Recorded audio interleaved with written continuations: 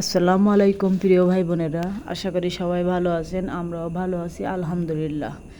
আজকে আমি তেলাপিয়া মাছ দিয়ে কসুরমুখির ঝোল রান্না করব।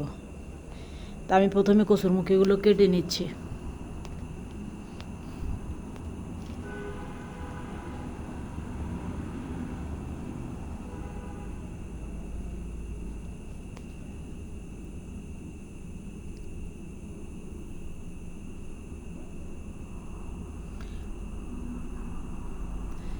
এখানে আমার কসুরমুখিগুলো কাটা হয়ে গেছে, সুন্দর মতো ধুয়ে নিয়েছি। এখন এখানে চুলায় একটা হাঁড়ি বসিয়ে দিচ্ছি, পরিমাণ মতো তেল দিয়ে দিচ্ছি। এখন দিয়ে দেবো পেঁয়াজ কুচি, কাঁচামরিচ কুচি, আদা রসুন বাটা, শুকনো মরিচ বাটা। আমি একটু শুকনো মরিচ বাটা দিয়েছি যাতে কসুরমুখির কালারটা একটু ভালো হয়।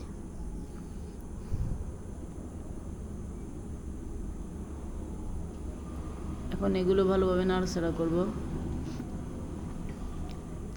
এখন দিয়ে দিচ্ছে লবণ,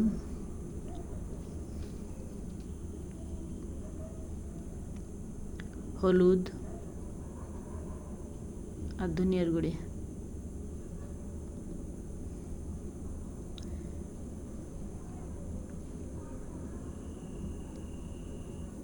মশলাগুলো ভালোভাবে নাড়াচাড়া করে কষিয়ে নেব।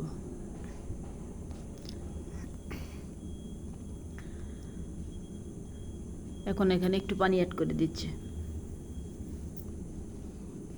ভালোভাবে কষানোর জন্য, যাতে পোড়া না লাগে। মশলাটা কষানো হয়ে গেছে, এখন মাছগুলো কষায় নিচ্ছি। আমি মাছগুলো ভাজবো না, মাছগুলো কষায় উঠে নেব। ভাজা মাছ এবং কষানো মাছ দুইটা মাছেরই কিন্তু স্বাদ ভিন্ন। কষানো মাছের স্বাদটা কিন্তু আরও বেশি ভালো হয়।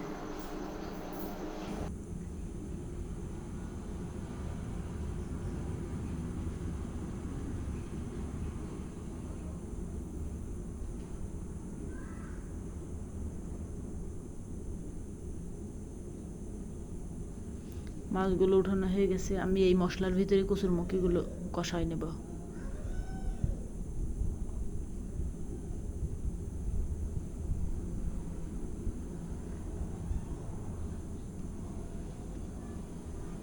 এখন একটা ঢাকনা দিয়ে দিচ্ছি, কসুরমুখিগুলো ভালোভাবে সিদ্ধ হয়ে যাক। এখন এখানে পরিমাণ মতো পানি দিয়ে দিচ্ছি। এখন কষানো মাছগুলো দিয়ে দিচ্ছি।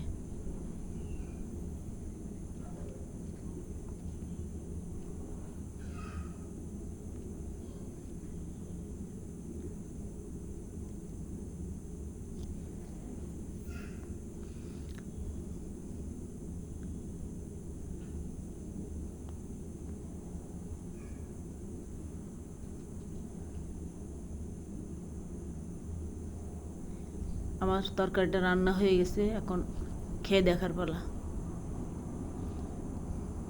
আমাদের ভিডিওটা কেমন লাগলো কমেন্টে অবশ্যই জানাবেন।